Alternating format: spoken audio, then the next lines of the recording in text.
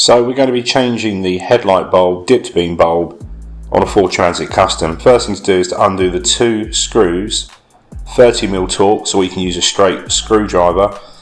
As you can see, one is just behind the bonnet there. Then we're going to unclip that plastic clip, pull the headlight out to change the bulb. You do need to take the headlight out to do this job. So here's my 30 Torx, and we're just going to go ahead now and undo those screws. Once you've undone the screws, just pull the headlight up at the rear, just kind of put it up, and you'll feel that clip at the back there just come out, and then you can pull the whole headlight out. You can either undo the plug holding the headlight in or just leave it in situ. Take the cover off and there's your bulb. Make a note of where the tag is on the side of the bulb, and then we just literally pull the plug off and then release the spring by pushing down and to the right.